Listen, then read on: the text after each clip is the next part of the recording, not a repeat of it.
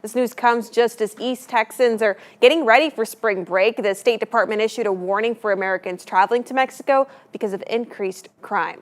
Our Raleigh Jayswal joins us now to tell us how this could affect your spring break plans. Raleigh? Yes, Mara. With this warning in place, it's important to be on high alert if you're traveling to Mexico, specifically the area where the kidnapping happened, just across the border from Brownsville. I spoke with candidate U.S. Congress District 23, Victor Avila, who's worked closely with authorities at the border most of his life. Former Special Agent Victor Avila says when he heard about the kidnapping of 4 Americans in Mexico, it brought back a lot of eerie feelings. 2011, I went through that. My partner and I were ambushed in Mexico, and my partner was killed next to me. I was shot 3 times and survived by the grace of God. He urges spring breakers to pay attention to the travel warning issued by the State Department. I know firsthand what that is like.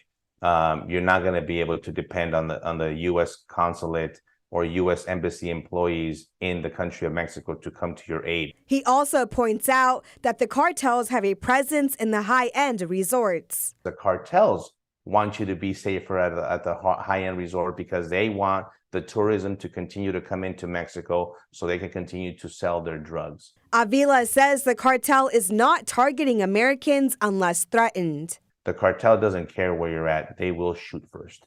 He says that's why it's important to be vigilant and aware of your surroundings. Always have someone in the States know exactly where you're at all times. And if you're going to leave the resort, or have a plan. If you're going to go snorkeling, have it controlled by the transportation that you take. Don't go to a club not knowing how you're going to get back to the hotel. A level 4 do not travel warning is the highest travel alert that can be issued by the State Department.